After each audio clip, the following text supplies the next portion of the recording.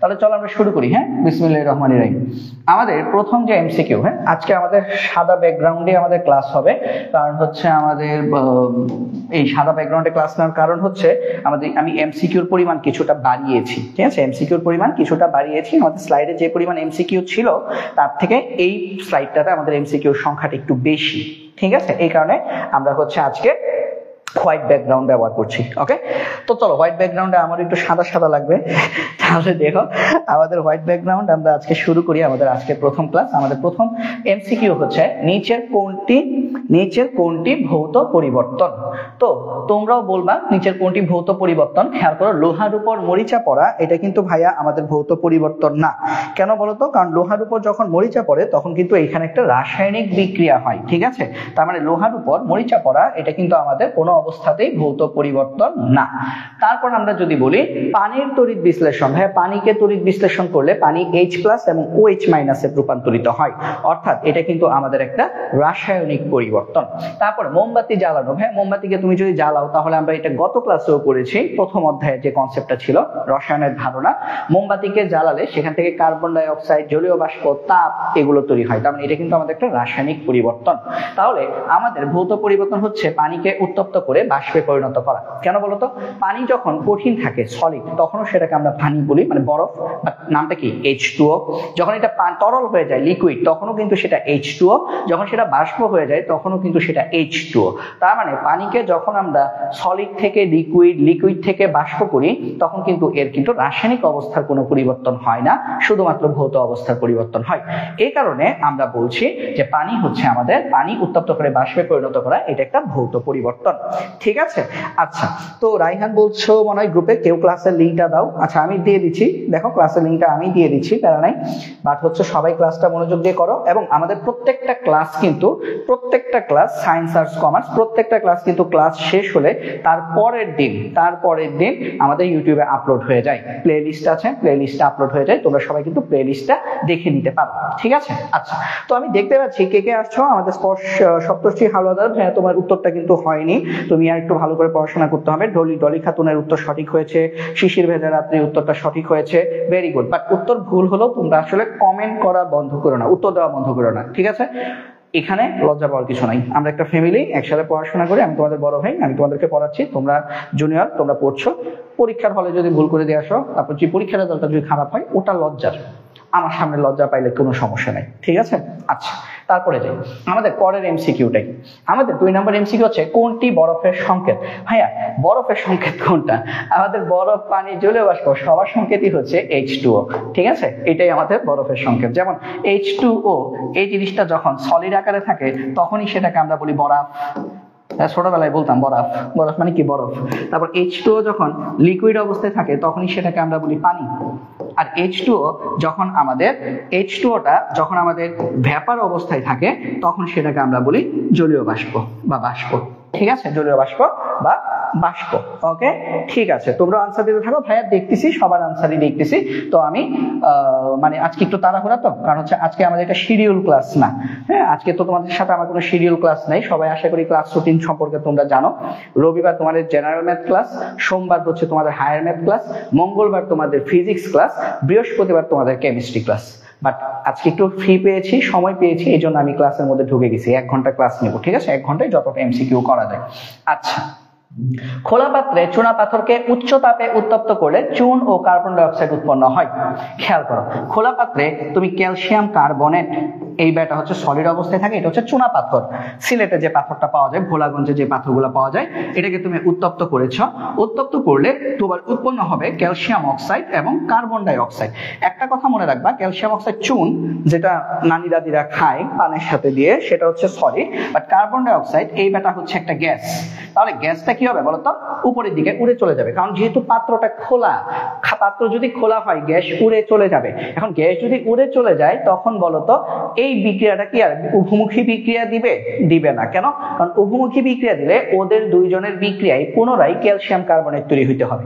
But কথা হচ্ছে ভাই এখানে কার্বন ডাই অক্সাইড নাই, সে উড়ে চলে গেছে, তো ক্যালসিয়াম অক্সাইড একা ক্যালসিয়াম কার্বনেটে পরিণত হইতে পারবে? পারবে না। ক্যালসিয়াম কার্বনেটকে ভেঙে ক্যালসিয়াম অক্সাইড আর কার্বন ডাই অক্সাইড পাওয়া যায়, বাট কার্বন ডাই অক্সাইড যদি বিক্রিয়ায় যদি নাই যদি থাকে, এই জিনিসটা নাই। খেয়াল করো, আমাদের বিক্রিয়া হয়ে যাওয়ার পর, সম্মুখমুখী বিক্রিয়া হয়ে যাওয়ার পর এই জিনিসটার পাত্রের মধ্যে নাই, সে উড়ে চলে গেছে, তাহলে পাত্রের মধ্যে সে একা পড়ে আছে, সে কিন্তু একা আর রিভার্স বিক্রিয়াটা দিতে পারবে না। তার মানে এটা কি ধরনের বিক্রিয়া ভাইয়া? এটা হচ্ছে আমাদের একটা একমুখী বিক্রিয়া। খোলা পাত্রে চুনা পাথরকে উচ্চ তাপে উত্তপ্ত করলে চুন ও কার্বন ডাই অক্সাইড উৎপন্ন হয়, এটি আমাদের একটি একমুখী বিক্রিয়া। ঠিক আছে হ্যাঁ, ভালো হয় তোমরা যখন কোন একটা কমেন্ট যখন করবা তখন হচ্ছে ওই যে যেমন ডলি করছো, তারপর শিশির ভেজা রাত্রি করছো, সপ্তর্ষি করছো, নীরব করছো, ভালো লাগছে, 3 লিখে ক লিখতেছো বা 3 লিখে এ লিখতেছো, তুমি এমনি যদি শুধু অপশন দাও ক খ গ ঘ, ভাই অনেক সময় বুঝতে পারি না যে এটা কত নাম্বার এমসিকিউর আনসার দিয়েছো। ঠিক আছে, তো একটু নাম্বারটা সহ দিলে ভালো হয়। ঠিক আছে, যেমন এই যে মনির হোসেন, তুমি হচ্ছে শুধু ক লিখেছো, এই মুহূর্তে হয়তো বা ভাইয়া বুঝতে পেরেছি এটা হচ্ছে 3-এর ক, বাট অনেক সময় দেখা যায় প্যাচ লেগে যেতে পারে। তারপর HCl এর উপস্থিতিতে ইথানল এবং ইথানোয়িক অ্যাসিডের বিক্রিয়ায় কি উৎপন্ন হয়? ভাই এটা আমাদের সিলেবাসের অন্তর্ভুক্ত না, বরিশাল জেলা স্কুলে আসছে, বাট তাও আমি তোমাদেরকে একটু বলে দিই। এটা হচ্ছে একটা অ্যালকোহল, এটা হচ্ছে একটা অ্যাসিটিক অ্যাসিড। মনে রাখবা, অ্যালকোহল আর অ্যাসিটিক অ্যাসিডের বিক্রিয়ায় অ্যালকাইল অ্যালকানয়েড তৈরি হয়। অ্যালকোহল আর জৈব অ্যাসিড, এটা হচ্ছে জৈব অ্যাসিড, জৈব অ্যাসিডের বিক্রিয়ায় আমাদের এস্টার তৈরি হয়। এস্টার তৈরি হয়। হ্যাঁ, এটা কলেজ উঠলে তোমরা অনেক ডিটেইলসে পড়বা। এখন অ্যালকোহলটা কি? C2H5OH, জৈব অ্যাসিডটা কি এখানে? CH3COOH। এদের বিক্রিয়ায় কি তৈরি হবে একটু বোঝো, এইখানে তৈরি হবে আমাদের এই পার্টটা থেকে আমাদের OH এবং এই পার্টটা থেকে আমাদের H, এই দুইজন মিলে আমাদের তৈরি করবে পানি, এই দুইজন মিলে আমাদের তৈরি করবে পানি। ঠিক আছে, পানি তৈরি করবে, এই দুইজন মিলে আমাদের তৈরি করবে পানি। আর বাকি যে আছে সে তৈরি করবে এস্টার। এস্টার কিভাবে তৈরি হয় খেয়াল করো, CH3COOC2H5, তাহলে এস্টার হচ্ছে আমাদের CH3COO আর এখানে আছে C2H5, তাহলে এদের বিক্রিয়ার ফলে আমাদের তৈরি হবে এস্টার। এই জিনিসটার নাম হচ্ছে ইথাইল ইথানয়েড। এই মুহূর্তে এগুলো নিয়ে মাথা ঘামানোর দরকার নাই, এগুলো আমাদের পরীক্ষার জন্য জরুরি না, আমরা জাস্ট মনে রাখলাম আমাদের HCl এর উপস্থিতিতে অ্যালকোহল এবং অ্যাসিডের বিক্রিয়ায় এস্টার তৈরি হয় এবং এই এস্টারটা হচ্ছে CH3COO2H5। ঠিক আছে, তো কারা কারা এই মুহূর্তে ক্লাসে আছো আমি দেখি একটু। আমাদের এই মুহূর্তে আমাদের সাথে ক্লাসে আছে সপ্তর্ষি আছে, ডলি আছে, শিশির আছে, নীরব আছে, মনির আছে, তারপর হচ্ছে আমাদের রাইহান খান আছো, ওয়ালাইকুম আসসালাম। তো যারা কমেন্ট করেছো তাদের নামগুলোই পড়তে পারছি, এমনিতে তো চোখ অনেক বেশি দেখা যাচ্ছে, কথা হচ্ছে চোখ দেখে তো আসলে বলতে পারবো না কে কে আছো। আচ্ছা, তারপরে যাই 5-এ যাই। কোন শ্রেণীর বিক্রিয়া সর্বদাই তাপ উৎপাদী হয়? একটা কথা মনে রাখবা, প্রশমন বিক্রিয়া সব সময় তাপ উৎপাদী বিক্রিয়া হয়, এটা সব সময় তাপ উৎপাদী বিক্রিয়া হয়। প্রশমন বিক্রিয়ায় মূলত আমাদের তাপ উৎপাদী বলতে, প্রশমন বিক্রিয়ায় আমাদের বিক্রিয়া তাপটা মোস্ট অফ দ্য কেস মানে বেশিরভাগ ক্ষেত্রেই প্রশমন বিক্রিয়ায় আমাদের -57.32 কিলোজুল তাপ উৎপন্ন হয়। ঠিক আছে, তো মাইনাস লিখবো না আমরা, যেহেতু তাপ উৎপন্ন বলতেছি, তাপ উৎপন্ন হয়। আর তাপ উৎপাদী বিক্রিয়ার ক্ষেত্রে আমাদের ΔH এর মান কি? নেগেটিভ। তার মানে অর্থাৎ প্রশমন বিক্রিয়ায় আমাদের ΔH মানে উৎপন্ন তাপের মান -57.32 কিলোজুল।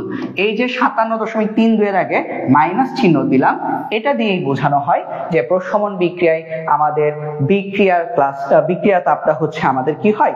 আমাদের তাপ উৎপাদী হয়। ঠিক আছে, তো আশা করি সবাই বুঝতে পেরেছো। এমডি আদ-দুহা স্যার, আপনি সিকিউ সলভ করাবেন কবে? এমসিকিউ সলভ শেষ হওয়ার পর সিকিউ সলভ করানো হবে। ঠিক আছে, সবাইকে একটু ধৈর্য ধরতে হবে। এখন প্রত্যেকেরই এক একজনের এক একটা জিনিস প্রয়োজন, বাট ভাইয়া আমাকে একটু আমার মতো করে পড়াতে দাও। হ্যাঁ, আচ্ছা, কোনটি তাপ উৎপাদী বিক্রিয়া? হ্যাঁ, এটা বাজারে যদি এ থাকে তাহলে এ তাপ উৎপাদী বিক্রিয়া একদম চোখ বুঝে। এটা হচ্ছে হ্যাবার-বস পদ্ধতি। এই পদ্ধতিটা কি? এই পদ্ধতিটাকে আমরা বলি হ্যাবার-বস পদ্ধতি। এবং এই পদ্ধতিতে আমাদের এই পদ্ধতি যদি আমরা যে সমতা করি, সমতা হচ্ছে এরকম, নাইট্রোজেনের সাথে আসলে 3 মোল হাইড্রোজেনের বিক্রিয়া হয় এবং 3 মোল হাইড্রোজেনের বিক্রিয়ার ফলে আমাদের অ্যামোনিয়া তৈরি হয় এবং এটা আসলে একটা উভমুখী বিক্রিয়া হয় এবং এই বিক্রিয়ায় ΔH এর মান -92 কিলো জুল।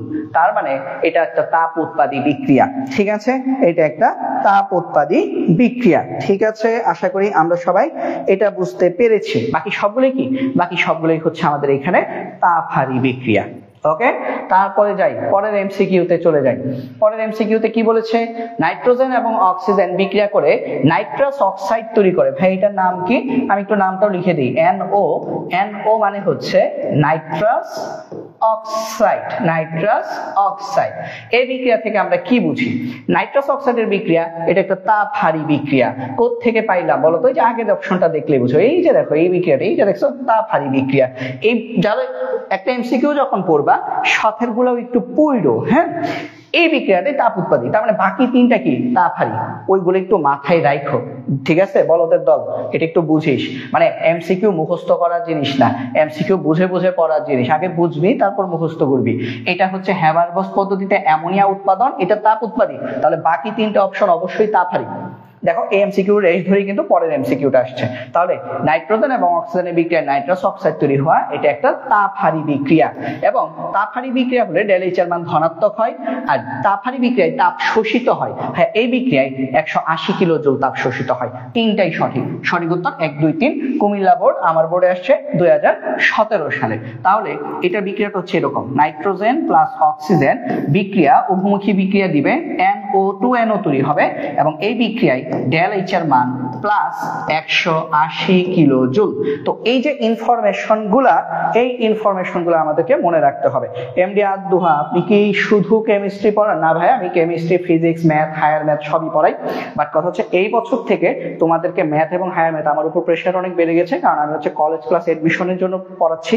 কলেজ তো আমি সবসময় পড়াই, আসলে তোমাদের এসএসসি লেভেলে আমার অত পড়ানো হয় না। এই বছর এসএসসি পড়াচ্ছি। আমাদের গ্রুপ এবং পেজে এসএসসি স্টুডেন্ট ছিল না, আলহামদুলিল্লাহ আমাদের 2 সপ্তাহ 3 সপ্তাহ পরিশ্রমের ফলে এখন কিন্তু তোমরা প্রায় অনেক স্টুডেন্ট আমাদের সরাসরি লাইভ ক্লাসগুলো করো। ঠিক আছে, সবসময় 30+ স্টুডেন্টের মতো স্টুডেন্ট আমাদের লাইভ ক্লাসগুলোতে থাকো। তো তোমাদের কথা ভেবে এই বছর থেকে আমি হচ্ছে প্রথম মানে অনেক দিন পর আমি হচ্ছে এসএসসি ক্লাস করাচ্ছি। আমি ফিজিক্স আর কেমিস্ট্রি পড়াবো। কেমিস্ট্রি দিয়ে শুরু করেছি। ফিজিক্স ক্লাস আমি রুটিন বলে দিচ্ছি, আমার ক্লাস তোমরা পাবা প্রতি মঙ্গলবার এবং বৃহস্পতিবার। ঠিক আছে, আর আজকে এটা একটা মানে সময় ছিল, স্লট খালি আছে, এই জন্য ক্লাসে ঢুকে গেছি, ব্যাপারটা এরকম। ঠিক আছে, বাট নর্মালি আমার ক্লাস হচ্ছে মঙ্গলবার ফিজিক্স, মানে আমার ফিজিক্স ক্লাস, প্রথম ফিজিক্স ক্লাস হবে আগামী মঙ্গলবার রাত 8টায়। মঙ্গলবার ফিজিক্স, বৃহস্পতিবার কেমিস্ট্রি। ঠিক আছে, আর আগামীকাল জেনারেল ম্যাথ ক্লাস নিতে আসবে তোমাদের সোহাগ ভাইয়া, হায়ার ম্যাথ ক্লাসটাও নিবে তোমাদের সোহাগ ভাইয়া। জেনারেল ম্যাথ ক্লাস প্রতি রবিবার আর হায়ার ম্যাথ ক্লাস হচ্ছে প্রতি সোমবার। ঠিক আছে, সপ্তাহে 4 দিন ফিক্সড শিডিউলে তোমাদের ক্লাস হবে। আর আমি এর বাইরে যদি পারি কখনো ক্লাস নিব, না পারলে ওটা নাই, ওটা তোমরা কাউন্ট করবা না। ঠিক আছে, আচ্ছা তারপরে আসি, তারপরে এমসিকিউ দেখি। MgO এবং HCl এর বিক্রিয়ায় MgCl2 এবং পানি তৈরি হয়। আচ্ছা, এই বিক্রিয়াটা আসলে কি ধরনের বিক্রিয়া?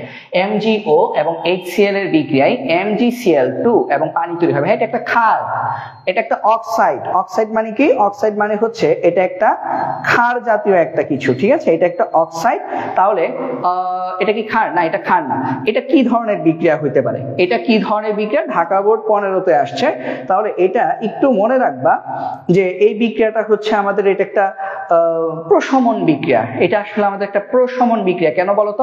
কারণ এই বেটা হচ্ছে একটা ক্ষার এবং এই বেটা হচ্ছে একটা অ্যাসিড। ক্ষার আর অ্যাসিডের বিক্রিয়ায় তৈরি হচ্ছে লবণ এবং তৈরি হচ্ছে পানি। তো ভাইয়া মনে রাখবে এটা একটা প্রশমন বিক্রিয়া। আমরা একটু আগে পড়েছি প্রশমন বিক্রিয়াগুলো সবসময় তাপ উৎপাদী বিক্রিয়া হয়। আরেকটা কথা মনে রাখবে, প্রশমন বিক্রিয়া কি রেডক্স বিক্রিয়া নাকি নন রেডক্স বিক্রিয়া? ভাই প্রশমন বিক্রিয়া, অধক্ষেপণ বিক্রিয়া, আর্দ্র বিশ্লেষণ বিক্রিয়া, পানি যোজন বিক্রিয়া, এই বিক্রিয়াগুলো কিন্তু সব নন রেডক্স বিক্রিয়া, মানে জারণ বিজারণ বিক্রিয়া না। তার মানে এই বিক্রিয়াটা জারণ বিজারণ বিক্রিয়া নয়। আমি একটু পরে তোমাদেরকে একটা লিস্ট দিব, প্রশমন মানে জারণ বিজারণ বিক্রিয়ার লিস্ট। সেখানে যে কয়টা আছে সেগুলো হচ্ছে নন রেডক্স বিক্রিয়া, মানে জারণ বিজারণ বিক্রিয়া না। তাহলে সেগুলো বাদে বাকি যেগুলো আসবে পরীক্ষায় সেগুলো হচ্ছে জারণ বিজারণ বিক্রিয়া। ঠিক আছে, আমরা কিছু লিস্ট দেখব, ওই লিস্টের মধ্যে আমার থাকবে নিচ মানে কোন কোন বিক্রিয়াগুলো জারণ বিজারণ বিক্রিয়া নয়। জারণ বিজারণ মানে হচ্ছে রেডক্স, আমরা লিস্ট শিখবো নন রেডক্সের। নন রেডক্স বিক্রিয়াগুলো বাদ দিয়ে যে বিক্রিয়াগুলো আসবে সেগুলো হচ্ছে আমাদের রেডক্স বিক্রিয়া বা জারণ বিজারণ বিক্রিয়া। ওকে, আশা করি এটা আমরা বুঝবো। আচ্ছা, তারপরে আসি নিচের বিক্রিয়াটির আলোকে 9 ও 10 নং প্রশ্নের উত্তর দাও। রাজু উত্তরা মডেল কলেজে আসছে। এটা একটা তাপ উৎপাদী বিক্রিয়া, এই দেখো দেখেই বোঝা যাচ্ছে এটা একটা তাপ উৎপাদী বিক্রিয়া। তাহলে আর অপশন টেস্ট করার দরকার নেই, এটি কোন ধরনের বিক্রিয়া বা এটা একটা তাপ উৎপাদী বিক্রিয়া। ঠিক আছে, ব্যাখ্যাটা হয়তো বা লেখা আছে এখানে। আচ্ছা, ব্যাখ্যাটা আমি রিমুভ করা হয় নাই কোনো কারণে। এবং এটা একটা দহন বিক্রিয়া। দেখো, অক্সিজেনের সাথে বিক্রিয়া হলেই সেই বিক্রিয়াটাকে আমরা বলি দহন বিক্রিয়া। কোনো কিছুর সাথে অক্সিজেনের বিক্রিয়াকে আমরা বলি দহন বিক্রিয়া। এবং প্রশমন বিক্রিয়া যেমন একটা তাপ উৎপাদী বিক্রিয়া, অলওয়েজ মনে রাখবা দহন বিক্রিয়া অলওয়েজ একটি তাপ উৎপাদী বিক্রিয়া। ঠিক আছে, তো আমি এখানে একটু লিখেও রাখি, হ্যাঁ, প্রশমন প্লাস দহন বিক্রিয়া তাপ উৎপাদী বিক্রিয়া। প্রশমন প্লাস দহন বিক্রিয়া, এই দুইটা বিক্রিয়া হচ্ছে আমাদের তাপ উৎপাদী বিক্রিয়া। তাই প্রশমন বিক্রিয়া এবং দহন বিক্রিয়ায় ডেল এইচ এর মান অলওয়েজ ঋণাত্মক আসে। ঠিক আছে, প্রশমন বিক্রিয়া তাপ উৎপাদী বিক্রিয়া এবং দহন বিক্রিয়া আমাদের তাপ উৎপাদী বিক্রিয়া, অর্থাৎ প্রশমন বিক্রিয়া এবং দহন বিক্রিয়াতে আমাদের ডেল এইচ এর মান অলওয়েজ নেগেটিভ আসবে। এই বিক্রিয়াটা কি ধরনের বিক্রিয়া? আচ্ছা, দহন বিক্রিয়া। এখন বিক্রিয়াটা কি বলতো? কার্বন প্লাস অক্সিজেন বিক্রিয়া করে তৈরি করছে কার্বন ডাই অক্সাইড। তাহলে এই বিক্রিয়ায় দেখো, কার্বন কি একটা সিঙ্গেল মৌল না, হ্যাঁ, অক্সিজেন কি একই মৌলের অণু না। আমরা পড়েছি দুইটা মিলে যদি একটা হয় ওই বিক্রিয়াকে আমরা কি বলি? সংযোজন বিক্রিয়া। উল্টা বিক্রিয়া যদি হইতো, হ্যাঁ, এইখান থেকে মানে একটা ভেঙে যদি দুইটা হইতো সেটাকে আমরা বলতাম বিয়োজন বিক্রিয়া। তাহলে এই দিকে যে বিক্রিয়াটা হয়েছে এটা হচ্ছে আমাদের সংযোজন, আর সংযোজন বিক্রিয়ার বিপরীত দিকে যে বিক্রিয়াটা হয় সেটাকে আমরা বলছি বিয়োজন। এইগুলো আশা করি তোমরা পারো, এইগুলা নিয়ে আমি আরো তো ডিটেলসে যাচ্ছি না। তোমরা আমাকে কেউ যদি বলো যে ভাইয়া এই বেসিক গুলো আমাদেরকে পড়াই দেন, কষ্ট হয়ে যাবে আমার অনেক বেশি। কারণ হচ্ছে আমি ধরে নিয়েছি যেহেতু টেস্ট পরীক্ষা শেষ হয়ে গেছে এতটুকু বেসিক তোমাদের মধ্যে আছে। ঠিক আছে, আচ্ছা, মানে আমি কখনোই কাউকে গরু গাধা বলি না, মানে সিরিয়াসলি বলি না। বললো তোমাদের অনেক সময় ফাইজলামি করে বলতে পারি, বাট হচ্ছে গরু গাধা কেউই না, নাই পড়তে পারো, ফাঁকি দিছো, পড়ো নাই, শেষ। আচ্ছা, কিন্তু কথা হচ্ছে কি পড়তে হবে বাসায়। হ্যাঁ, তাহলে দেখো, কার্বন এবং অক্সিজেনের বিক্রিয়া সংযোজন বিক্রিয়া। এই বিক্রিয়ায় তৈরি হয় কার্বন ডাই অক্সাইড, যাহাই সংযোজন তার উল্টা রিঅ্যাকশনটা হচ্ছে বিয়োজন, এটা মনে রাখবা। এবং সংযোজন বিক্রিয়াকে কোন কোন ক্ষেত্রে সংশ্লেষণ বিক্রিয়া বলে। কোন ক্ষেত্রে? সংযোজন বিক্রিয়ায় যে পদার্থগুলো যুক্ত হবে সেগুলো যদি একই মৌলের হয়। যেমন খেয়াল করো, আমি যদি বলি হাইড্রোজেন আর ক্লোরিনের বিক্রিয়ায় হাইড্রোজেন ক্লোরাইড তৈরি হয়, তাহলে হাইড্রোজেন এবং ক্লোরিনের বিক্রিয়া, এই যে এইদিকে যে বিক্রিয়াটা গেছে সেটা হচ্ছে সংযোজন, আবার বিক্রিয়াটা যদি পেছনের দিকে আসে সেটা হচ্ছে বিয়োজন। বাট এখানে দেখো, হাইড্রোজেন ওর সাথে কি আর কেউ আছে? হাইড্রোজেনই না শুধু, ক্লোরিন ওর সাথে কি কেউ আছে? না ভাইয়া। তাহলে এই ধরনের বিক্রিয়াগুলোকে আমরা একই সাথে সংযোজন এবং সংশ্লেষণ বিক্রিয়া বলি। যেমন আমি যদি তোমাদেরকে বলি ক্যালসিয়াম অক্সাইড আর কার্বন ডাই অক্সাইডের বিক্রিয়ায় ক্যালসিয়াম কার্বনেট তৈরি হয়, ভাইয়া এটা শুধুই সংযোজন বিক্রিয়া, এটা সংশ্লেষণ বিক্রিয়া না। কেন? কারণ এখানে দেখো, ক্যালসিয়াম অক্সাইডে ক্যালসিয়াম একা নাই, ওর সাথে অক্সিজেন আছে। তার মানে যে সংযোজন বিক্রিয়ায় যৌগগুলো একাধিক মৌল দিয়ে গঠিত তাদেরকে আমরা শুধু সংযোজন বিক্রিয়া বলি, সংশ্লেষণ বিক্রিয়া বলি না। তাহলে আমরা এটা এইভাবে একটু লিখে রাখি, এটা হচ্ছে সংযোজন কিন্তু সংশ্লেষণ নয়, সংযোজন কিন্তু সংশ্লেষণ নয়। ঠিক আছে, আর এই যে উপরের এই যে বিক্রিয়াগুলো দেখতে পাচ্ছ, এইটা এবং হচ্ছে আমাদের এইটা, এই দুইটা বিক্রিয়া একই সাথে সংযোজন প্লাস সংশ্লেষণ, এই দুইটা বিক্রিয়া একই সাথে আমাদের সংযোজন প্লাস সংশ্লেষণ। তো আশা করি এই জিনিসটা তোমাদের মাথায় ঢুকেছে। হ্যাঁ, তোমাদেরকে আরেকটা উদাহরণ দিই। নাইট্রোজেন আর হাইড্রোজেনের বিক্রিয়ায় অ্যামোনিয়া তৈরি হয়। তো এই বিক্রিয়াটা আমার একই সাথে সংযোজন এবং সংশ্লেষণ। কেন সংযোজন? কারণ নাইট্রোজেন আর হাইড্রোজেনের বিক্রিয়ায় অ্যামোনিয়া তৈরি হচ্ছে, দুইটা মিলে একটা তৈরি হচ্ছে সংযোজন। সংশ্লেষণ, কারণ নাইট্রোজেনের মধ্যে শুধু নাইট্রোজেন আছে আর কেউ নাই, হাইড্রোজেনের মধ্যে শুধু হাইড্রোজেন আছে আর কেউ নাই, এই কারণে এটা সংশ্লেষণ। তো আশা করি সংযোজন এবং সংশ্লেষণ বিক্রিয়ার যে কনসেপ্টটা এটা আমাদের মাথায় ঢুকে গেছে। ঠিক আছে, এখন তোমাদেরকে যে আরেকটা যদি দিই, মনে করো বললাম সালফার ডাই অক্সাইড এবং অক্সিজেনের বিক্রিয়ায় সালফার ট্রাই অক্সাইড তৈরি হচ্ছে। ঠিক আছে, সালফার ডাই অক্সাইড এবং অক্সিজেনের বিক্রিয়ায় সালফার ট্রাই অক্সাইড তৈরি হচ্ছে। হ্যাঁ, এই বিক্রিয়াটা শুধুই সংযোজন, এই বিক্রিয়াটা সংশ্লেষণ না। কেন? কারণ সালফার ডাই অক্সাইডের মধ্যে সালফারের সাথে অক্সিজেন আছে। তাহলে আমার সংশ্লেষণ তখনই হবে ওই সংযোজন বিক্রিয়াগুলোকেই আমরা সংশ্লেষণ বিক্রিয়া বলবো, যেই সংযোজন বিক্রিয়ায় আমার বিক্রিয়কগুলো একই মৌল দিয়ে তৈরি হবে, বিক্রিয়কগুলোর মধ্যে ডিফারেন্ট মৌল থাকবে না। মানে এই যে এটা একটা বিক্রিয়ক, এইটা একটা বিক্রিয়ক, এই বিক্রিয়কে দেখো শুধুই অক্সিজেন, বাট এই বিক্রিয়ায় দেখো, এই বিক্রিয়কে দেখো অক্সিজেনের সাথে সালফার ঢুকে গেছে। তার মানে এটা আমার শুধুই সংযোজন, সংশ্লেষণ নয়। তো ভাই অনেকগুলো উদাহরণ দিয়েছি, পরবর্তীতে যখন ইউটিউবে আপলোড হবে ক্লাসটা তখন ডেসক্রিপশন লিংকে পিডিএফটা দেওয়া থাকবে, পিডিএফটা দেখে নিও। তাহলে আমাদের এটা একই সাথে সংযোজন এবং সংশ্লেষণ, কারণ বিক্রিয়া ছিল এটা, কার্বনের মধ্যে শুধুই কার্বন, অক্সিজেনের মধ্যে শুধুই অক্সিজেন, তাহলে এটাই কি সাথে সংযোজন এবং সংশ্লেষণ বিক্রিয়া। তো আমাকে সবাই একটু বলেন যে আপনারা 10 নাম্বার বুঝেছেন কিনা। 10-এর সঠিক উত্তর হচ্ছে ঘোড়ার ঘর। ঠিক আছে, যদিও আমি দেখতে পাচ্ছি সবাই কেন জানি গ দিয়েছো, নীরব, তারপর মনির, তোমরা গ দিয়েছো কেন? তোমরা সংশ্লেষণটা দাও নাই, তার মানে তোমরা সংশ্লেষণের কনসেপ্টটা জানো না। এখন আমাকে বলো তোমরা সবাই সংশ্লেষণের কনসেপ্টটা বুঝতে পেরেছো কিনা, আমাকে জানাও। এখন জানাও সবাই ক্লিয়ার কিনা, জানাও জানাও জানাও জানাও জানাও জানাও জানাও জানাও। ওকে, রাইহান খান ক্লিয়ার ক্লিয়ার, ঠিক আছে। আরো বাকিরা সবাই সবাই সবাই সবাই জানাও, সবাই সবাই জানাও, সবাই জানাও। জান্নাত জান্নাত ঘ, ঠিক আছে। আর একটা কথা বলে দিই, আমি হচ্ছে আমার যারা হচ্ছে পরবর্তীতে হচ্ছে আমাদের মেসেঞ্জার গ্রুপ আছে, যারা এখনো পর্যন্ত আমাদের মেসেঞ্জার গ্রুপে অ্যাড হওনি, তোমরা হচ্ছে আমাকে নক দিও, নক দিলে হচ্ছে আমাদের মেসেঞ্জার গ্রুপে আমি তোমাদেরকে অ্যাড করে দিব। ঠিক আছে, ঠিক আছে, আমি এটা মেসেজ দিয়ে দিই, আমার আইডিটা আমি তোমাদেরকে দিয়ে দিচ্ছি, মেসেজ দিয়ে পিন কমেন্ট করে দিচ্ছি। তো যারা যারা মেসেঞ্জার গ্রুপে অ্যাড নাই বাট হচ্ছে নিয়মিত ক্লাসগুলো তোমরা আপডেট পেতে চাও, তারা হচ্ছে আমাকে নক দিও, মেসেঞ্জার গ্রুপে অ্যাড করে দিব। ঠিক আছে, আচ্ছা, যারা আমি লিখে দিই,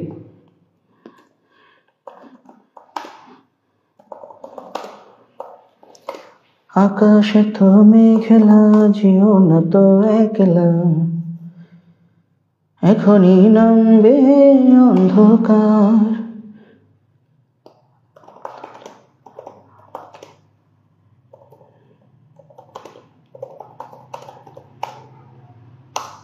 ঝড়ের যত রঙে নাচলো নটি রঙে, ভয় আছে পথ হারাবার। ওকে, আমি পিন করে দিয়েছি। হ্যাঁ, ওকে, তারপরে আসো আমরা পরের এমসিকিউতে চলে যাই। হ্যাঁ, পরের এমসিকিউটা দেখি আমরা। আমাদের পরবর্তী এমসিকিউ কোনটি রেডক্স বিক্রিয়া। ভাই কোনটি রেডক্স বিক্রিয়া পড়ার আগে ওই যে আমি তোমাদেরকে বলছিলাম যে রেডক্স বিক্রিয়া পড়ার জন্য আমরা নন রেডক্স বিক্রিয়া কোনগুলো সেগুলো আমরা মনে রাখবো। ওকে, রেডক্স বিক্রিয়া পড়ার জন্য আমরা নন রেডক্স বিক্রিয়া কোনগুলো সেটা হচ্ছে মনে রাখবো। তাহলে নন রেডক্স বিক্রিয়াগুলো কোনগুলো সেগুলো চলো ভাইয়া আমরা একটু লিখে ফেলি। ওকে, চলো লিখি। নন রেডক্স, নন রেডক্স, নন রেডক্স। নন রেডক্স মানে কি?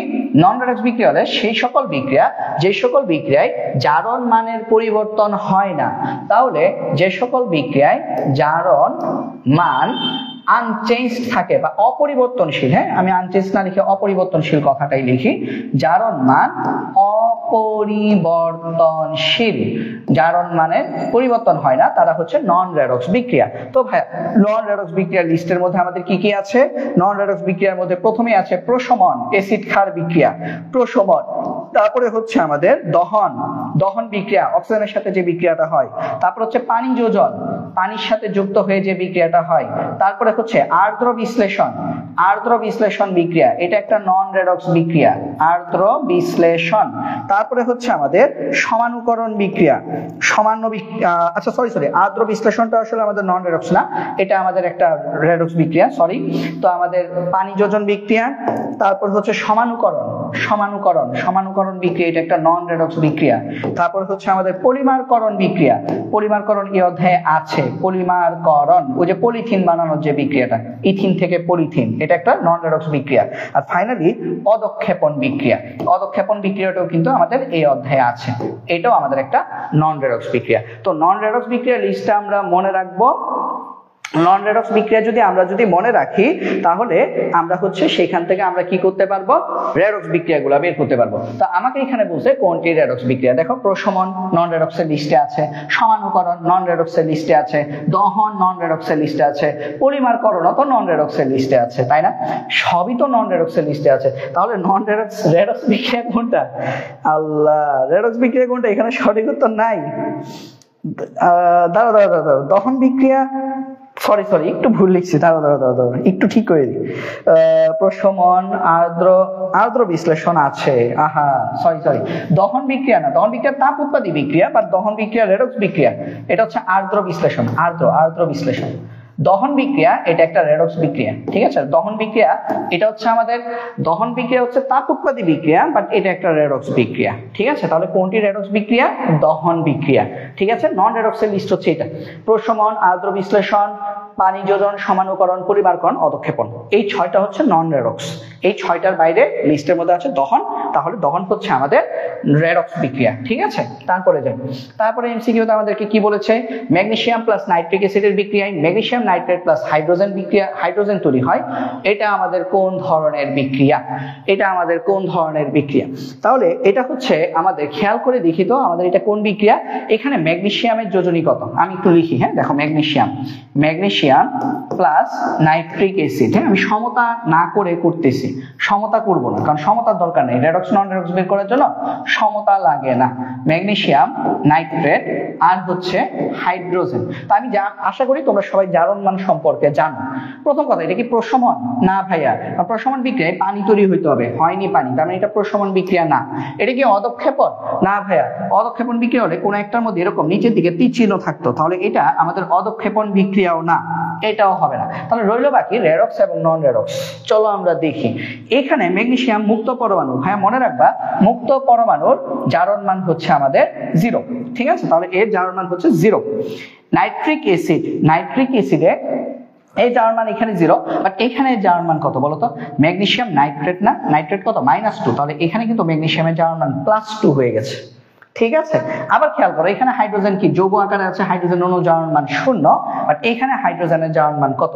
এখানে হাইড্রোজেনের জারণ মান হচ্ছে, অক্সিজেন হচ্ছে -6, নাইট্রোজেন হচ্ছে +5, তাহলে এটা হচ্ছে আমাদের +1। তাহলে খেয়াল করে দেখো, আমাদের এইখানে ম্যাগনেসিয়াম ছিল 0 থেকে ম্যাগনেসিয়াম হয়েছে 2, তার মানে জারণ মান গিয়েছে বেড়ে। জারণ মান বাড়লে সেটা আসলে আমাদের কি বলতো? এখানে আমাদের সে কি বিজারক। তাহলে এই জায়গায় ম্যাগনেসিয়াম হচ্ছে আমাদের বিজারক, এবং জারণ মান বাড়লে সেই প্রক্রিয়াকে আমরা বলি জারণ প্রক্রিয়া। তার মানে এখানে জারণ ঘটেছে। আর এখানে দেখো, হাইড্রোজেন ছিল 1 থেকে হয়েছে 0, তাহলে জারণ মান কমেছে, অর্থাৎ এই প্রক্রিয়ায় আমাদের বিজারণ ঘটেছে। তো যাদের এই জিনিসগুলো প্যাচ লাগে তাদেরকে আমি পরামর্শ দিব, ভাইয়া হয়তোবা এই জিনিসগুলোর বেসিক নিয়ে আলাদা ক্লাস নিব in the meantime, near ফিউচারেই নিব। তো এগুলো নিয়ে পেরেশান হওয়ার কিছু নাই, বা আমাকে এত প্রেশারাইজ করে কোনো লাভ হবে না। আমি আমার হিসেব মতো আমি হচ্ছে সবগুলো অধ্যায় তোমাদেরকে টাইম টু টাইম দিতে থাকবো, ঠিক আছে? তো এটা আমাদের একটা রেডক্স বিক্রিয়া। তো যারা মনে করতেছো যে ভাই আমরা তো রেডক্স বিক্রিয়া কিছুই পারি না, আমি বলবো একটু ধৈর্য ধরো। এপ্রিলে তোমাদের পরীক্ষা, ডিসেম্বর মাসটা শেষ হচ্ছে, আরো 3 মাস আছে।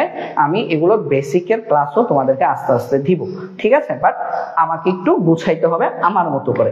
তাহলে এই জিনিসটা দেখো, এটা তাহলে একটা রেডক্স বিক্রিয়া। এটা কিন্তু আমাদের একটা জারণ বিজারণ বিক্রিয়া। ওকে, এই বিক্রিয়াটা হচ্ছে একটা জারণ বিজারণ বিক্রিয়া, ঠিক আছে? এটা একটা রেডক্স বিক্রিয়া, বাট এটা হচ্ছে একটা জারণ বিজারণ বিক্রিয়া। কেন? কারণ দেখো, ম্যাগনেসিয়ামের জারণ মান বেড়েছে, জারণ মান বাড়লে সেটা জারণ, আর জারণ মান হাইড্রোজেনে কমেছে, অর্থাৎ এখানে বিজারণ, ঠিক আছে?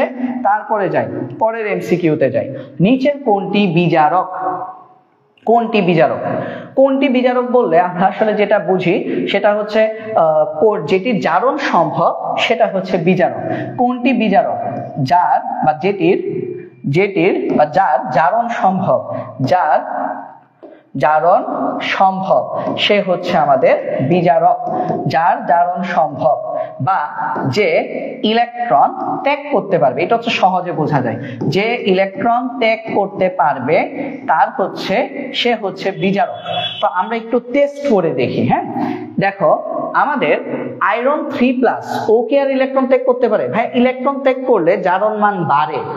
আয়রন 3+ কি আয়রন 4+ হয়? হয় না। তার মানে ও কিন্তু বিজারক না। জিঙ্ক 2+, ভাই জিঙ্কের সর্বোচ্চ জারণ মান 2, তার মানে সে দুইটা ইলেকট্রন ছাড়তে পারে। ও কি আর ইলেকট্রন ছাড়তে পারবে? জিঙ্ক 3+ হয়? হয় না। তার মানে ও কিন্তু আমার বিজারক না। তারপর আমাদের কপার 2+, কপার 2+, এটা কি আমাদের আর ইলেকট্রন ত্যাগ করতে পারবে? ইলেকট্রন ত্যাগ করলে জারণ মান বাড়ে। ইলেকট্রন কিন্তু কপার প্লাস হয় এবং কপার 2+ হয়, তার মানে ও কিন্তু আমার আর ইলেকট্রন ত্যাগ করতে পারবে না। তাহলে আমাদের সঠিক উত্তর আমাদের কি? লেড 2+। লেডের দুইটা জারণ মান, একটা হচ্ছে 2 আর একটা হচ্ছে 4। লেড কিন্তু আমাদের লেড 2+, সে যদি আরো দুইটা ইলেকট্রন ত্যাগ করে তাহলে কিন্তু লেড 4+ এ পরিণত হয়। তার মানে লেড 2+ এর সম্পক্ষে আরো দুটি ইলেকট্রন ত্যাগ করে লেড 4+ আয়নে পরিণত হওয়া সম্ভব। কিন্তু বাকিদের ক্ষেত্রে যেমন কপার 2+, সে কি করতে পারবে? কপার 2+ একটু খেয়াল করো, কপার 2+ তার পক্ষে একটা ইলেকট্রন গ্রহণ করে কপার প্লাসে পরিণত হওয়া সম্ভব, বা দুইটা ইলেকট্রন গ্রহণ করে কপারে পরিণত হওয়া সম্ভব। তার মানে সে জারক হইতে পারবে, সে বিজারক হইতে পারবে না, কারণ সে ইলেকট্রন গ্রহণ করতে পারে। ইলেকট্রন গ্রহণ করা হচ্ছে জারকের বৈশিষ্ট্য, ইলেকট্রন ত্যাগ করা হচ্ছে বিজারকের বৈশিষ্ট্য। যেমন জিঙ্ক 2+, সে জিঙ্ক 2+, দুইটা ইলেকট্রন গ্রহণ করে সে জিঙ্কে পরিণত হইতে পারবে। ইলেকট্রন কারা গ্রহণ করে? জারক পদার্থগুলো ইলেকট্রন গ্রহণ করে। অর্থাৎ জিঙ্ক 2+ এর ক্ষেত্রে জারক হওয়া সম্ভব, বিজারক হওয়া সম্ভব না। Fe3+, সে একটা ইলেকট্রন গ্রহণ করে Fe2+ এ পরিণত হতে পারবে, অথবা তিনটা ইলেকট্রন গ্রহণ করে আয়রন Fe তে পরিণত হতে পারবে। তার মানে Fe3+ এর ক্ষেত্রেও কিন্তু আমাদের ইলেকট্রন গ্রহণ করা সম্ভব, ইলেকট্রন ত্যাগ করা বা ইলেকট্রন বর্জন করা সম্ভব না।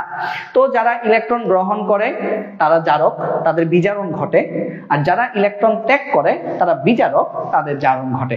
জারণ বিজারণের কনসেপ্টে তোমাদের যদি কোনো ঝামেলা থাকে, আমি খুবই শীঘ্রই তোমাদের এই অধ্যায়ে জারণ বিজারণ, লাসাতলীয় নীতি, এগুলোর উপর একটা বেসিক ক্লাস নেব, যে ক্লাসটা আমাদের 2 থেকে 2.5 ঘন্টা লং হবে। ইনশাআল্লাহ ক্লাসটা আমাদের আগামী বৃহস্পতিবারই হবে। ওই ক্লাসটা কিন্তু সবাইকে করতে হবে, ঠিক আছে? আচ্ছা, তারপরে দেখি কোনটি বিজারক পদার্থ। সেম কথা, যেটি ইলেকট্রন ত্যাগ করতে পারবে। তাহলে দেখি তো, আয়রন 2+, ও কিন্তু আরেকটা ইলেকট্রন ত্যাগ করতে পারবে, আরেকটা ইলেকট্রন ত্যাগ করে Fe3+ হইতে পারবে। তার বাকি অপশনের আমি গুল্লি মারি, আমার সঠিক উত্তর হচ্ছে আয়রন 2+। কেন বলতো? কারণ হচ্ছে ম্যাগনেসিয়াম 2+, ওর পক্ষে কিন্তু ম্যাগনেসিয়াম 3+ হওয়া সম্ভব না, তার মানে সে আর ইলেকট্রন ত্যাগ করতে পারে না। জিঙ্ক 2+ কিন্তু কখনো জিঙ্ক 3+ হয় না। কপার 2+ কিন্তু 2 কিন্তু কপারের সর্বোচ্চ জারণ মান। তার মানে এটা আমরা বুঝবো, কোন আয়ন যদি, কোন মৌল যদি সর্বোচ্চ জারণ মানে পৌঁছে যায়, কোন মৌল যদি সর্বোচ্চ জারণ মানে পৌঁছে যায়, তাহলে সে আর ইলেকট্রন ত্যাগ করতে পারে না। জারণ মানে পৌঁছে যায়, তাহলে সে আর ইলেকট্রন ত্যাগ করতে পারে না, ঠিক আছে? ফলে সে আর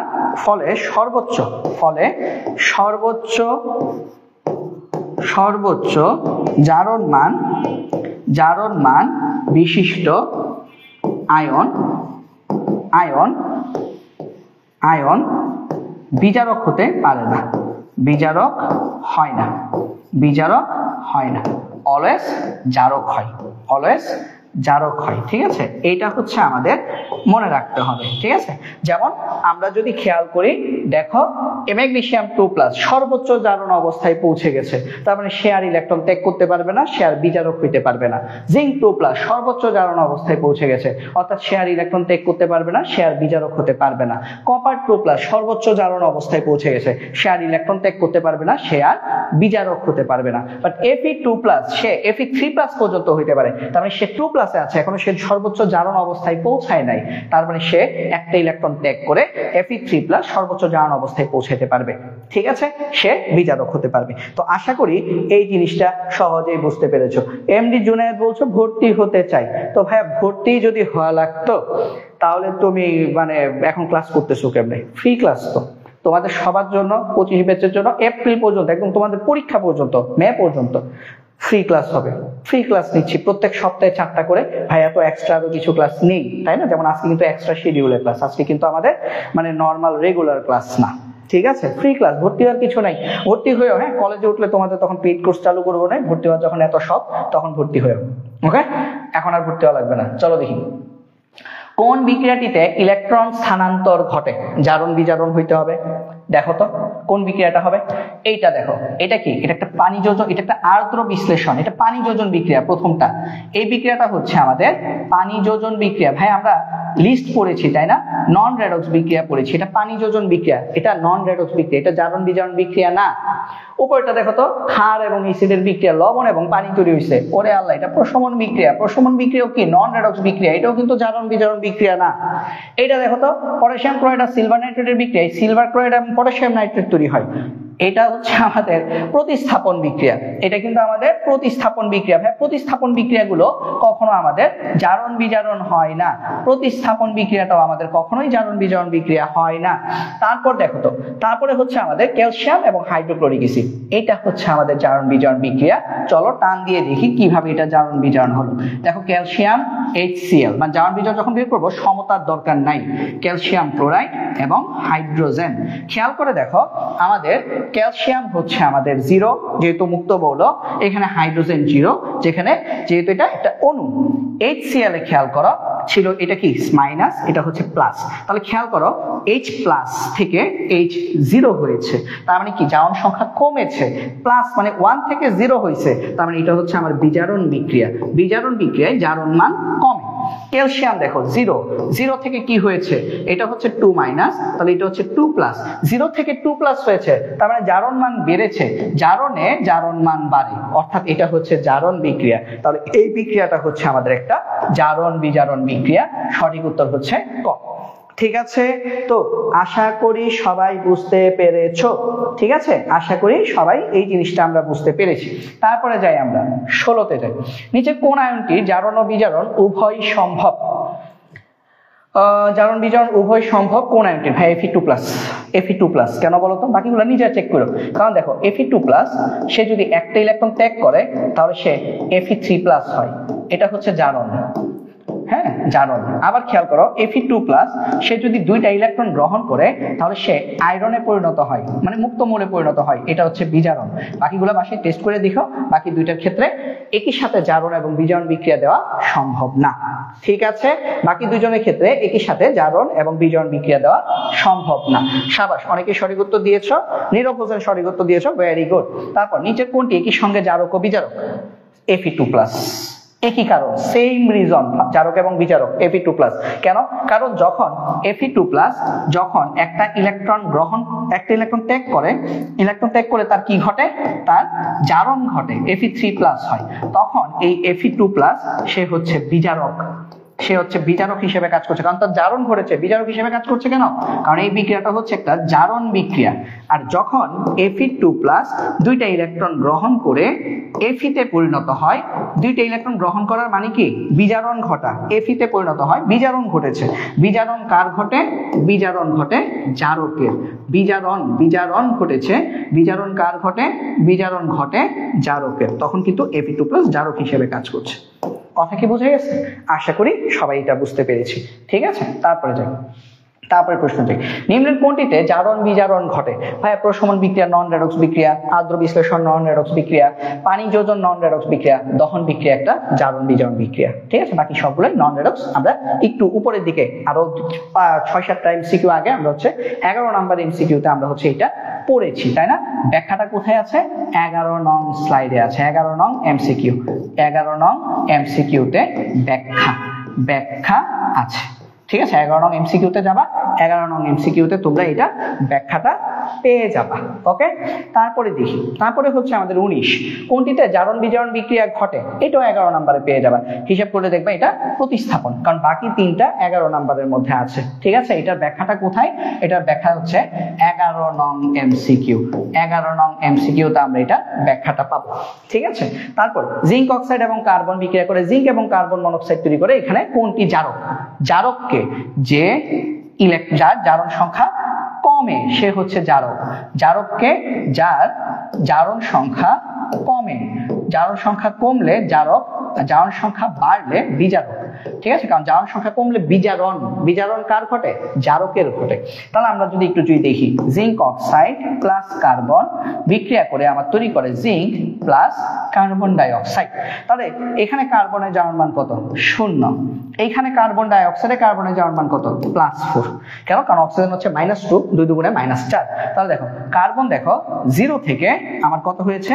0 থেকে কার্বন হচ্ছে আমাদের +4 হয়েছে, বেড়েছে। তার মানে ওর এখানে জারণ ঘটেছে। জারণ ঘটেছে মানে কি? ও বিজারক। জারণ ঘটেছে মানে কার্বন এখানে বিজারক। আর আমরা যদি দেখি এখানে আমাদের জিঙ্ক অক্সাইডের কি অবস্থা, এখানে জিঙ্ক হচ্ছে 0, জিঙ্ক হচ্ছে 0, বাট এখানে হচ্ছে 2+, কারণ অক্সিজেন কি 2-। তাহলে দেখো জিঙ্ক 2+ থেকে 0 হয়েছে, কমেছে। তার মানে এটা হচ্ছে আমাদের এই জায়গায় আমাদের বিজারণ ঘটেছে, বিজারণ ঘটেছে। তার মানে জিঙ্ক অক্সাইড হচ্ছে এখানে আমাদের জারক। তাহলে আমাদের সঠিক উত্তর কি? আমাদের সঠিক উত্তর হচ্ছে জিঙ্ক অক্সাইড। ঠিক আছে, সঠিক উত্তর হচ্ছে আমাদের জিঙ্ক অক্সাইড। শুধু জিঙ্ক লিখলে কিন্তু কাটা যাবে ভাইয়া, কারণ এই পুরোটা মিলেই হচ্ছে আমাদের জারক। ঠিক আছে, শুধু জিঙ্ক অক্সাইড লিখলে কাটা যাবে, আমাদের পুরোটা মিলেই হচ্ছে আমাদের জারক। ওকে, তো আশা করি এতটুকু পর্যন্ত আমরা সবাই বুঝতে পেরেছি। ঠিক আছে, তাহলে সঠিক উত্তর হচ্ছে আমাদের জিঙ্ক অক্সাইড। তোমরা অনেক সময় মনে করতে পারো ভাই জিঙ্কের জারণ মান চেঞ্জ হয়েছে, বাট জিঙ্ক তো অক্সিজেনের সাথে যুক্ত, এই পুরোটা মিলেই কিন্তু একটা জারক পদার্থ। ঠিক আছে, জিঙ্ক অক্সাইড হচ্ছে এখানে আমাদের জারক পদার্থ। ওকে, তো নীরব হোসেন, শিশির ভেজা রাত্রি, সবাই সঠিক উত্তর দিয়েছো, ভেরি গুড। আমরা পরে যাই। পরের এমসিকিউ হচ্ছে কার্বন ডাই অক্সাইড। আছে একটু ঝাপসা আসছে না? কার্বন ডাই অক্সাইড এবং কার্বন বিক্রিয়াটিতে বিজারক কতটি ইলেকট্রন ত্যাগ করে? চলো দেখি। Carbon die oxide plus carbon বিক্রিয়া করে তৈরি করে 2 কার্বন মনোক্সাইড। প্রথমে আসো বিজারক বের করি। বিজারক কতটি ইলেকট্রন ত্যাগ করে? বিজারক ইলেকট্রন ত্যাগ করবে, স্বাভাবিক কথা। এখানে কার্বন হচ্ছে আমাদের 0, এখানে কার্বন কত? +2।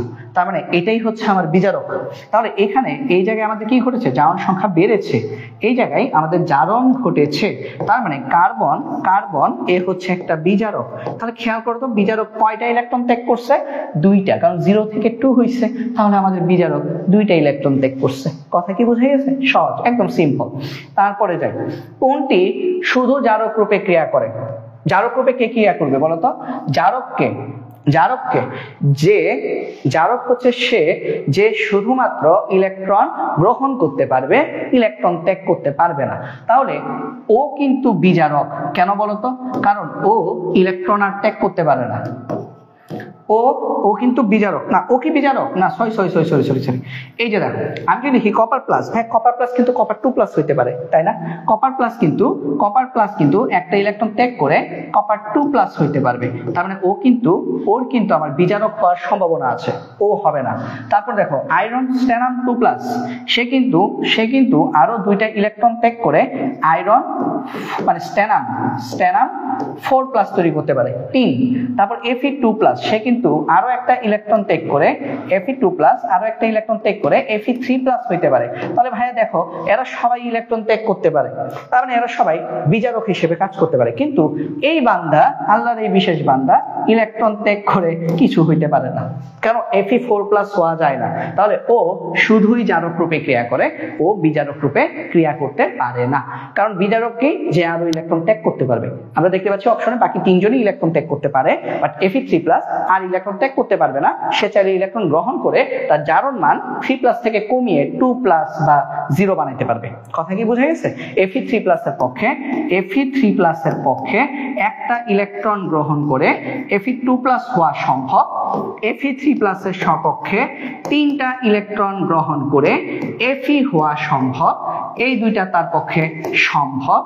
তার মানে অর্থাৎ Fe3+ যেহেতু ইলেকট্রন গ্রহণ করে, Fe3+ হচ্ছে আমাদের জারক, বাট Fe3+ এর পক্ষে একটা ইলেকট্রন ত্যাগ করে Fe4+ হওয়া এটা অসম্ভব। অসম্ভব, যেহেতু এটা সম্ভব না, তার মানে অর্থাৎ Fe3+ বিজারক হতে পারে না। Fe3+ বিজারক হতে পারে না। দেখো ভাই কিন্তু সিকিউর মতো করে করে বোঝাচ্ছি, তাই না? বিজারক হতে পারে না, কারণ হচ্ছে আমাদের হাতে সময় আছে, প্যারা নাই। এমসিকিউ আমরা এইভাবে ভাবে পড়বো যাতে করে আমাদের এমসিকিউ প্লাস সিকিউ দুইটা জিনিসে আমাদের বেসিকটা অনেক ডেভেলপড হয়ে যায়। তারপরে যাই, কোন আয়নটির জারণ সম্ভব, মানে ইলেকট্রন ত্যাগ করতে পারবে? Fe2+, ও ইলেকট্রন ত্যাগ করে পারবে। আর একটাও পারবে, বাসে চেক করবে। হ্যাঁ, Fe2+ ও আরেকটা ইলেকট্রন ত্যাগ করে Fe3+ হতে পারবে, অর্থাৎ Fe2+ এর পক্ষে আমাদের জারণ সম্ভব। Fe2+ এর জারণ সম্ভব। পটাশিয়াম প্লাস আরেকটা ইলেকট্রন ত্যাগ করে পটাশিয়াম 2+ হতে পারবে না। তারপর কপার 2+, কপার 3+ হতে পারে না। সোডিয়াম 2+ হতে পারে না। এক্ষেত্রে আয়নীকরণ শক্তির মান অনেক অনেক বেশি হয়ে যায়, অনেক অনেক বেড়ে যায়। ঠিক আছে, তো আশা করি আমরা এই জিনিসটা বুঝতে পেরেছি। কি ব্যাপার, আমি চাচ্ছিলাম যে 1 ঘন্টা পড়াবো, তোমরা তো 1 ঘন্টার মধ্যেই খালি হয়ে যাচ্ছ। ঘটনা কি বলতো?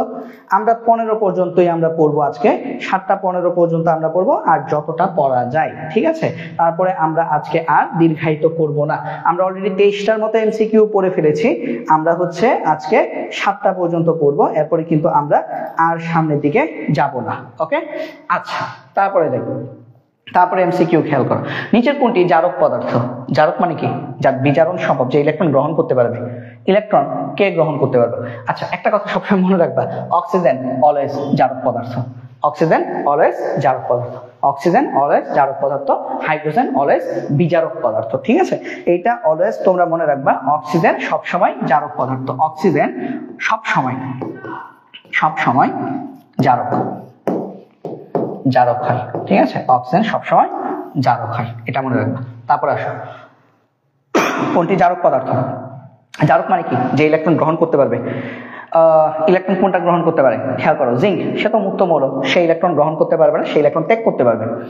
O2-, সে অলরেডি 2টা ইলেকট্রন গ্রহণ করে ফেলছে, নিষ্ক্রিয় গ্যাস হয়ে গেছে। Cl-, সেও নিষ্ক্রিয় গ্যাস, আর্গনের মতো হয়ে গেছে।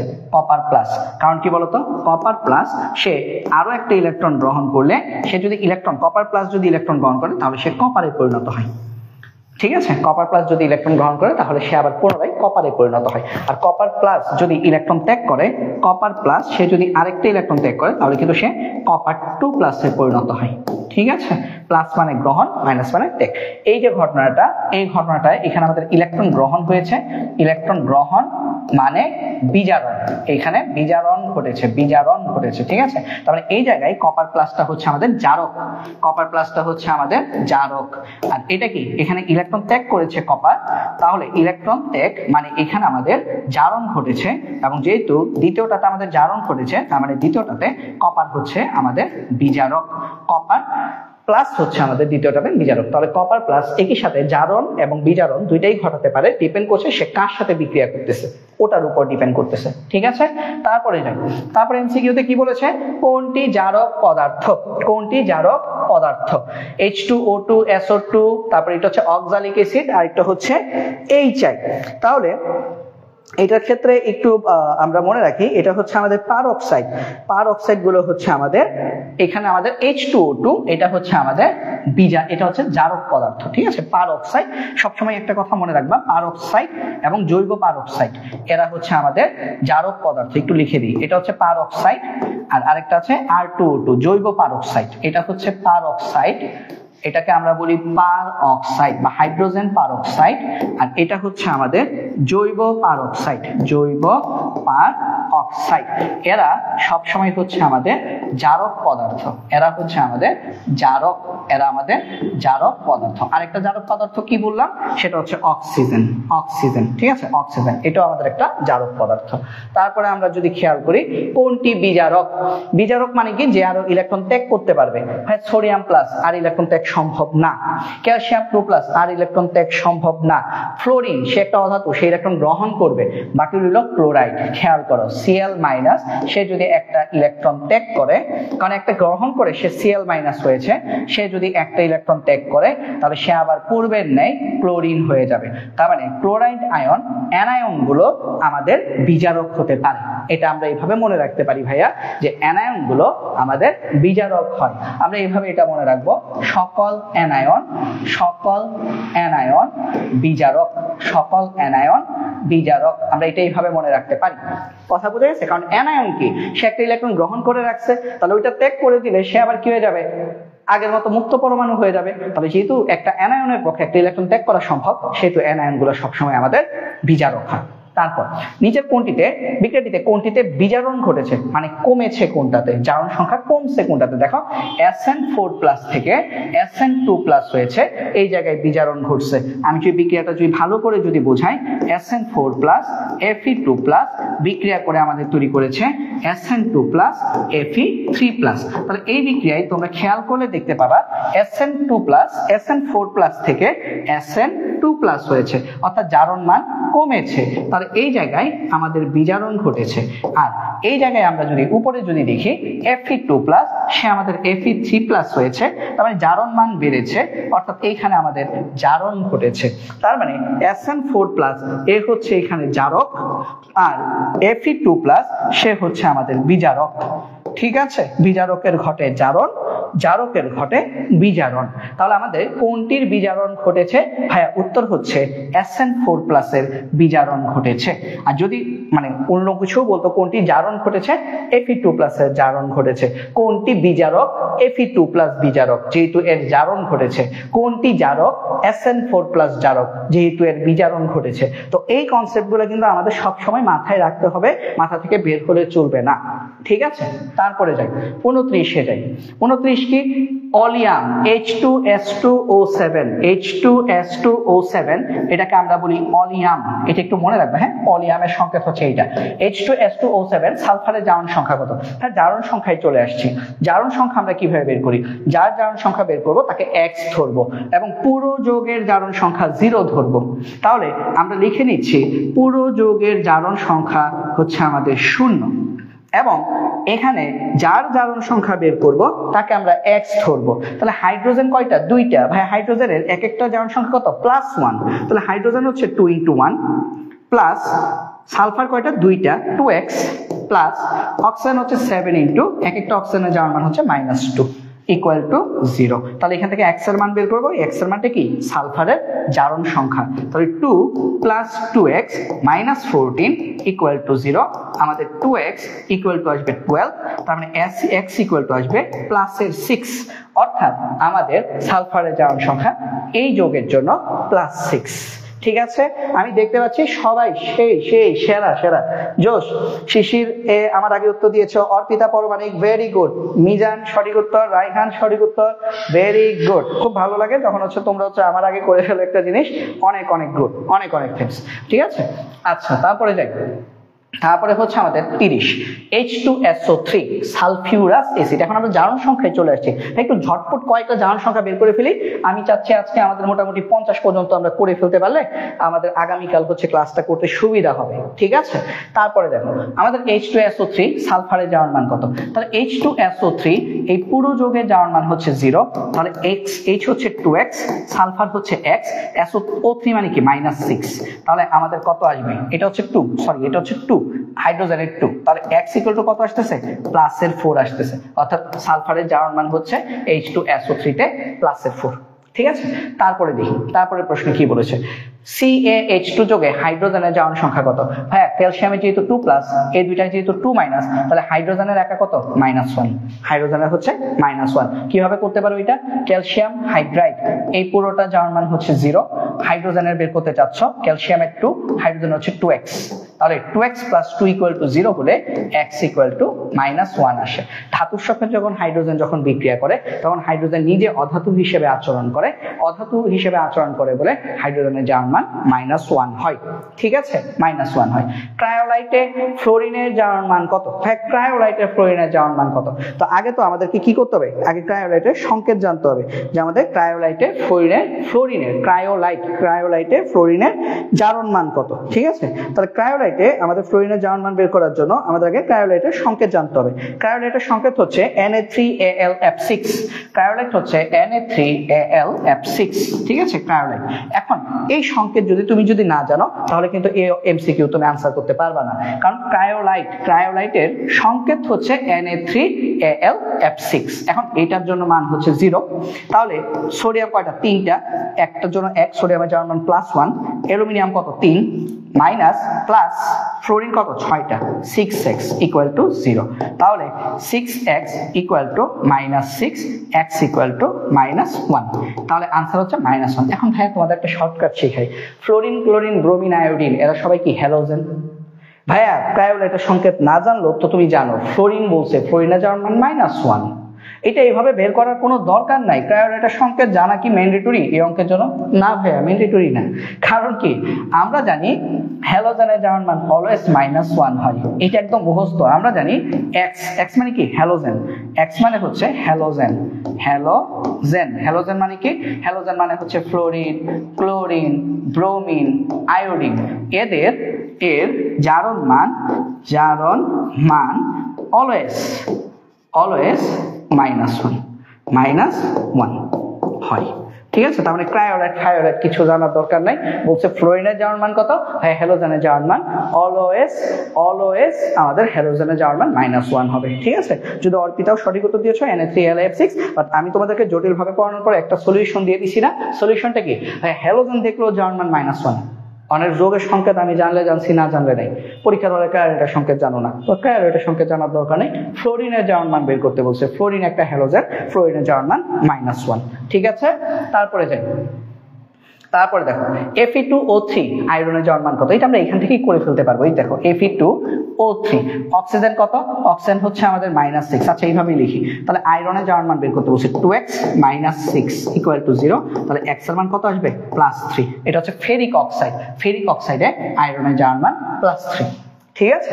তারপরে আমরা দেখি, তারপরে আমাদের প্রশ্ন হচ্ছে Fe3O4 এ আয়রনের যাওয়ার মান কত? দেখো Fe3O4 এটাতে আমাদের আয়রনের যাওয়ার মান কত? এটা একটু উল্টাপাল্টা মান আসবে, এটা হচ্ছে 0। তাহলে আয়রন বলছে, তাহলে 3x, অক্সিজেন 4টা, 4 × 8 -8। তার মানে এখান থেকে আমি হিসাব করলে x এর মান আসবে 8/3। 8/3 মানে +2.67। এখানে দেখো 2.66 আছে, ঠিক আছে। Fe3O4 এ আয়রনের জারণ সংখ্যা হচ্ছে +2.66, ঠিক আছে। যোজনী কখনোই আমাদের দশমিক আসতে পারে না, বা জারণ সংখ্যা বা জারণ মান আমাদের দশমিকে আসতে পারে। তারপরে দেখি, তারপরে প্রশ্ন কি বলেছে? স্বাভাবিক অক্সাইডে অক্সিজেনের জারণ মান কত? এটা একটু মনে রাখবা। স্বাভাবিক অক্সাইডে অক্সিজেনের জারণ মান হচ্ছে -2। স্বাভাবিক অক্সাইডে অক্সিজেনের যাওয়ার মান হচ্ছে -2। তারপর হচ্ছে আমাদের পারঅক্সাইড গুলোতে অক্সিজেনের যাওয়ার মান -1। আরেকটা হচ্ছে আমাদের সুপার অক্সাইড গুলোতে অক্সিজেনের যাওয়ার মান হচ্ছে -1/2। সুপার অক্সাইড গুলোতে অক্সিজেনের যাওয়ার মান হচ্ছে -1/2, ঠিক আছে। এই সবগুলো হচ্ছে অক্সিজেনের যাওয়ার মান। স্বাভাবিক অক্সাইডের উদাহরণ কি? স্বাভাবিক অক্সাইডের উদাহরণ মনে করো ক্যালসিয়াম অক্সাইড, ম্যাগনেসিয়াম অক্সাইড, তারপর হচ্ছে সোডিয়াম অক্সাইড, Na2O, এগুলো হচ্ছে আমাদের স্বাভাবিক অক্সাইড, ঠিক আছে। পার অক্সাইড কি? পার অক্সাইড হচ্ছে H2O2, হাইড্রোজেন পার অক্সাইড। তারপর জৈব পার অক্সাইড, এগুলো হচ্ছে পার অক্সাইড। সুপার অক্সাইড কি? KO2, এটা হচ্ছে একটা সুপার অক্সাইড। তারপর হচ্ছে LiO2, এগুলো হচ্ছে আমাদের সুপার অক্সাইড, ঠিক আছে। তো আমাদের স্বাভাবিক অক্সাইডে অক্সিজেনের যাওয়ার মান -2, পার অক্সাইডে -1, সুপার অক্সাইডে -1/2। ওকে, তারপরে যাই। তোমরা ভালো উত্তর দিচ্ছ, ভেরি গুড। আমি দেখতে পাচ্ছি শিশির, তারপর সপ্তর্ষি, নীরব, তারপর অর্পিতা, মিজান, সবার উত্তর সঠিক হয়েছে। তারপরে আমরা যাই। তারপর K2O2 যোগে অক্সিজেনের যাওয়ার সংখ্যা কত? এটা কি বলতো? এটা পার অক্সাইড। কেন? ওই যে H2O2, K2O2, এটা কিন্তু একটা পার অক্সাইড, পটাশিয়াম পার অক্সাইড। তারপর আমরা হিসাব করে বের করে ফেলি অক্সিজেনের যাওয়ার মান বের করতে বলছে। পটাশিয়াম হচ্ছে ক্ষার ধাতু, ওর যাওয়ার সংখ্যা হচ্ছে 2, 2 একে 2 প্লাস 2x = 0। তাহলে x এর মান কত? -1। তাহলে K2O2 তে আমাদের অক্সিজেনের যাওয়ার সংখ্যা হচ্ছে -1, কারণ K2O2 মানে হচ্ছে পটাশিয়াম পার অক্সাইড। তারপরে দেখি KO2, এটা কিন্তু একটা সুপার অক্সাইড, এটার হিসাব করবো না, বাসায় তোমরা নিজ দায়িত্বে চেক করে নিও। সুপার অক্সাইডে অক্সিজেনের যাওয়ার মান হচ্ছে -1/2। তারপরে আসো তারপরে দেখো পটাশিয়াম কার্বনেটে কার্বনে যাওয়ার মান কত ভাই? পটাশিয়াম কার্বনেট কি CO3, যার মান হচ্ছে 2, তাহলে পটাশিয়াম কার্বনেট এইভাবে লেখেন K2CO3, এটা হচ্ছে পটাশিয়াম কার্বনেট। কার্বনে যাওয়ার সংখ্যা কত খেয়াল করো। পটাশিয়াম কার্বনেটে কার্বনে যাওয়ার সংখ্যা বের করব। পটাশিয়াম হচ্ছে ক্ষার ধাতু, 2 একে 2, কার্বনে যাওয়ার সংখ্যা বের করতে বলছে, কার্বন হচ্ছে x, অক্সিজেন হচ্ছে 3টা, 3 দুগুণে -6, তাহলে পটাশিয়াম কার্বনেটে কার্বনে যাওয়ার সংখ্যা হচ্ছে +4, তাহলে आंसर হচ্ছে +4। পটাশিয়াম কার্বনেটে যাওয়ার সংখ্যা হচ্ছে +4। আশা করি সবাই বুঝতে পারছি জিনিসগুলো। পার অক্সাইড যোগে অক্সিজেনে যাওয়ার সংখ্যা কত? -1, এটা আমরা একটু আগে পড়েছি। স্বাভাবিক অক্সাইডে অক্সিজেনে যাওয়ার সংখ্যা -2, পার অক্সাইডে -1, সুপার অক্সাইডে -1/2। ওকে, তারপর হচ্ছে আমাদের পটাশিয়াম সুপার অক্সাইডে, এই যে সুপার অক্সাইড বলে অক্সিজেনে যাওয়ার মান কত? -1/2। ওকে, সুপার অক্সাইড বলে অক্সিজেনে যাওয়ার মান হচ্ছে -1/2।